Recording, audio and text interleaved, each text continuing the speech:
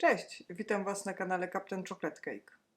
W dzisiejszym odcinku przedstawię kilka pomysłów na to, co zrobić przed wyjazdem na wakacje, żeby zapewnić sobie i rybom bezstresowy wypoczynek.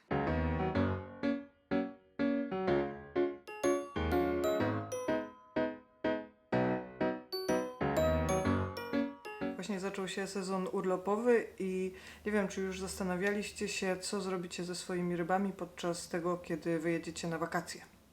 Zostańcie do końca, może skorzystacie z kilku prostych rozwiązań. Jeśli to tylko wyjazd na weekend lub parę dni, to nie mamy się zupełnie o czym martwić. Ryby teoretycznie dadzą sobie radę bez pożywienia przez 2 tygodnie.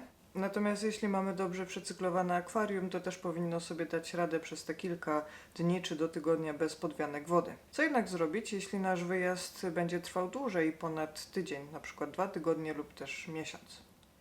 Oczywiście najlepszą opcją jest posiadanie kogoś, kto mógłby przyjść do rybek i sprawdzić, jak się mają, nakarmić je na przykład co drugi dzień, a także sprawdzić, czy wszelkie wyposażenie typu filtry i napowietrzacze działają. Dobrze jest też zostawić takiej osobie kartkę z wytycznymi i ewentualnie, żeby sprawdzała jakieś oznaki chorób, albo przynajmniej wysyłała nam zdjęcia lub filmy z tego, jak się ryby mają.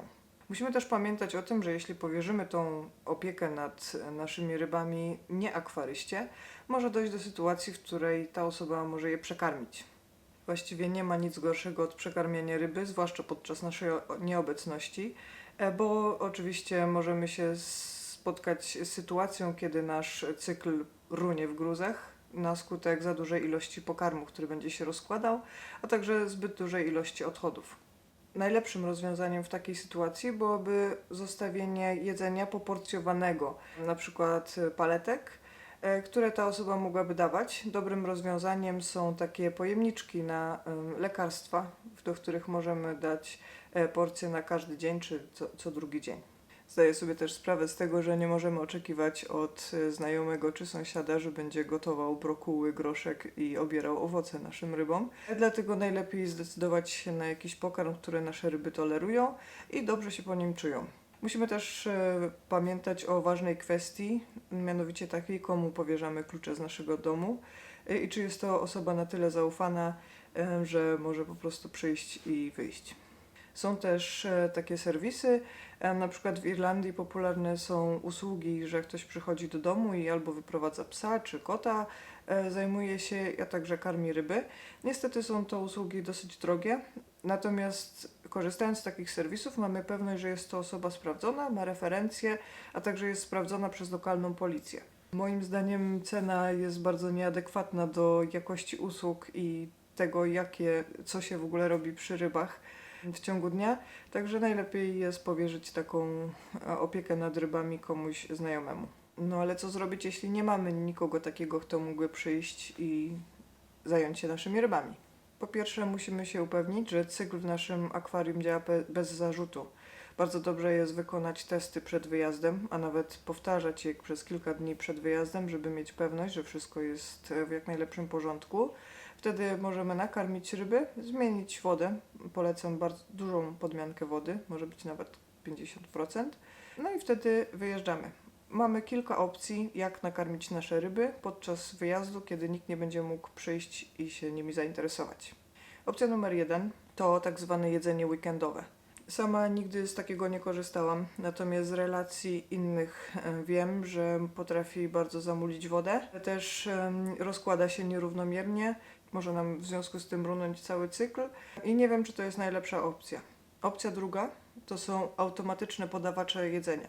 To też jest skomplikowane, dlatego że po pierwsze nie każdy typ jedzenia można tam włożyć. Oczywiście najlepszy jest granulat lub też płatki, których oczywiście nie polecam. No ale co zrobić, jeśli mamy rybę z chronicznymi zaburzeniami pływania, jak na przykład moja oranda, która nie toleruje niektórych pokarmów, zwłaszcza suchych. To też nie jest najlepsza opcja. Po trzecie, możemy zaopatrzyć nasze ryby w jakieś tanie rośliny, które im smakują, albo też warzywa, na przykład cukinie, brokuły, które starczają na kilka dni. Po pierwsze, ryby będą miały rozrywkę, a po drugie jedzenie. Tutaj też trzeba wyważyć, jaka ilość będzie odpowiednia, czy te warzywa nie zaczną gnić po pewnym czasie i czy znowu nie zasypią wody. Moim zdaniem lepiej, żeby ryba była głodna, niż żeby wrzucać jakieś jedzenie, pokarm, który mógłby zmienić drastycznie parametry. Zwłaszcza jeśli wyjeżdżamy na 2 tygodnie i podczas tych 2 tygodni nie będziemy mogli zrobić podmianki wody. Oczywiście, jeśli wybierzemy opcję z roślinami, najlepiej się zaopatrzyć w takie, które są hodowane w tych sterylnych warunkach. Sprzedawane są zazwyczaj w takich plastikowych pojemnikach i mamy gwarancję wtedy, że są wolne od ślimaków i pasożytów, a każdą inną roślinę, którą kupimy po prostu ze sklepu zoologicznego, trzeba niestety poddać kwarantannie. Także musimy mieć to na uwadze i zacząć działać odpowiednio wcześniej. Następny odcinek będzie właśnie o tym, jak powinna przebiegać kwarantanna roślin. Moja rada jest taka, żeby zacząć testować wszystkie opcje, jakie mamy, na sporo przed wyjazdem. Jeśli ktoś się zdecyduje na jedzenie wakacyjne czy na podawacz jedzenia, dobrze jest zobaczyć, jak to działa w praktyce i zrobić taką symulację wakacji. Wtedy będziemy mieć pewność, że kiedy wyjedziemy, możemy się cieszyć bezstresowym urlopem, a nie zastanawiać się, czy ta opcja była odpowiednia, czy nie. Jeszcze, że mówiąc, wymyśliłam, że zostawię swoje ryby z kamerą, taką elektroniczną nianią i będę po prostu je doglądać. Oprócz tego, że mam 2 zaufane osoby, które dostaną klucze i będą mogły interweniować w razie jakichś nagłych przypadków i będą je też od czasu do czasu dokarmiać. Ale to jest fajna opcja, zwłaszcza, że takie kamery nie są drogie, można zamówić przez internet. I nikt, tak jak ja, nie zna moich ryb, więc będę mogła obserwować, jak pływają, czy ewentualnie mają jakieś znaki chorobowe, jak się czuje moja oranda, która ma okazjonalne problemy z pływaniem. Da mi to spokój ducha na wakacjach, jeśli będę wiedziała, że wszystko jest ok i że wszystkie urządzenia działają. A jeśli zauważę, że coś nie działa, to wtedy mogę szybko interweniować i prosić kogoś o pomoc i ewentualnie dać poradę, co można zrobić, jeśli jakiś problem się pojawi. Wymyśliłam też, że opcję z testowaniem jedzenia. Głównie myślałam właśnie o podajniku jedzenia tych tonących paletek granulatu, żeby testować na bonbonie. Nie dlatego, że go nie lubię, ale dlatego, że bonbon jest sam na 90 litrach i ma też 2 ślimaki, więc natężenie tego bioload, tego składu jest dużo większe niż w moim dużym akwarium. Duże akwarium jest o wiele łatwiej utrzymać, jeśli chodzi o parametry. Na dole mam 5 ryb i 550 litrów, czyli to przypada 110 litrów na rybę. Na górze u bonbona te liczby są inne, więc to jest dobre akwarium, żeby testować opcje, bo łatwiej będzie wychwycić błędy. A co jeśli ktoś chce wziąć swoje rybki ze sobą na wakacje? Oczywiście nikt tego nikomu nie zabrania, natomiast trzeba przemyśleć kilka podstawowych kwestii. Po pierwsze, jak długa będzie podróż? Najlepiej jest zabrać ryby do szczelnego pudełka po jedzeniu. Takie są duże, na przykład 50-90 litrowe pojemniki na żywność. Trzeba sprawdzać opisy na dole.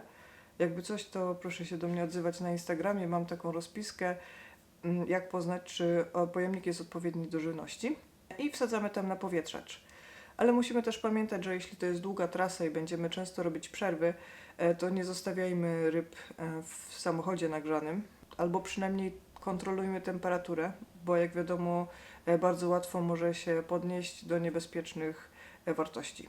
Możemy mieć oczywiście taką zwykłą, wyjałowioną, bezchlorowaną wodę na podmiankę. Na wypadek tego, że jeśli podróż będzie się przedłużała i ryby będą dokarmiane, to wtedy można dokonać takiej podmianki wody. Na stronie Ambasad są też limity ilościowe ryb, jakie można przewieźć na osobę. Dla ciekawostki, do Turcji można przyjechać z 10 rybkami akwariowymi, ale muszą być sprawdzone przez weterynarza i mieć odpowiednie dokumenty. Te dokumenty to oczywiście dokumenty medyczne potwierdzające stan zdrowia, coś w rodzaju paszportu. Niektóre linie lotnicze także przyjmują na pokład pasażerów z rybami, które muszą być opakowane szczelnie w worki, wtedy limit płynów nie obowiązuje. I też no wiadomo, że jak ryba jest żywa, to nikt tam nie szmugluje niewiadomych substancji. Jest to krok ryzykowny i stresujący dla ryby, a także musimy się upewnić, że mamy wszystkie potrzebne do przewozu dokumenty. To tyle na dzisiaj. Podzielcie się w komentarzach, jakie Wy macie sposoby na wakacje, na przetrwanie i kto zajmuje się Waszymi rybami, kiedy Was nie ma w domu. Jak zwykle proszę o subskrypcję, lajki, podawanie dalej. Dziękuję.